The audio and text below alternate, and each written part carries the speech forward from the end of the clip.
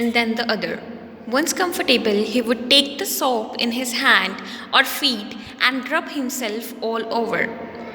When the water became cold, he would get out and run as quickly as he could to the kitchen fire in order to dry himself. If anyone would laugh at him during this performance, he would get angry and would stop taking bath.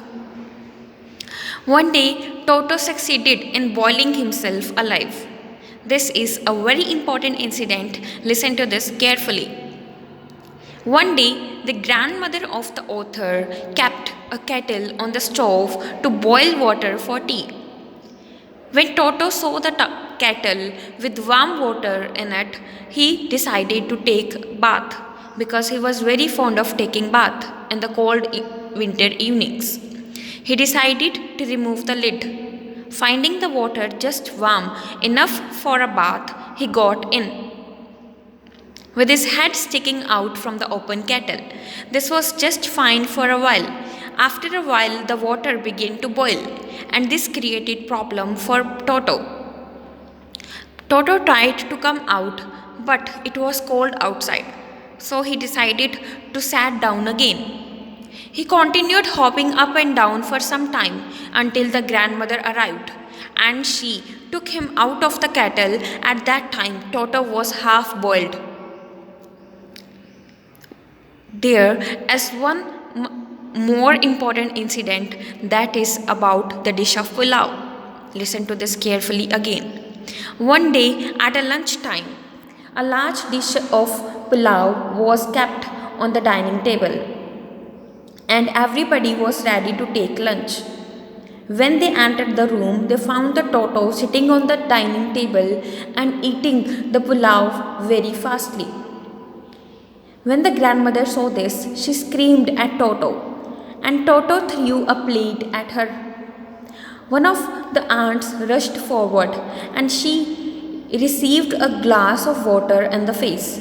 Means when the aunt of the author came near the Toto threw a glass of water on the face of the aunt. When grandfather came, Toto picked up the dish of pulao and ran out of the window with the dish. He found him in the branches of the jackfruit tree, and dish was still in his arms. He remained there all afternoon. He was eating the dish slowly. He wanted to finish the dish. And then, in order to take revenge from the grandmother who had screamed at him, he threw the dish down from the tree and was very delighted and happy when it broke into 100 pieces.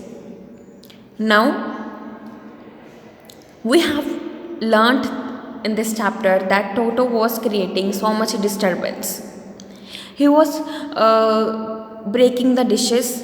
He was tearing many kinds of things. Firstly, he tore the wallpaper of the house. Then he cut the blazer of the author into the shreds. Then he was breaking dishes, many costly dishes. Then everybody realized that Toto was not the sort of pet they could keep for long. Even grandfather realized that they were not well-to-do. Well-to-do means rich. They were not very rich and could not afford the frequent loss of dishes, cloths, curtains, and wallpaper. So, grandfather decided to sell Toto. He found the Tonga driver and sold Toto back to him for only 3 rupees. So, we come to know that the experience of keeping a monkey as a pet was not a very good experience.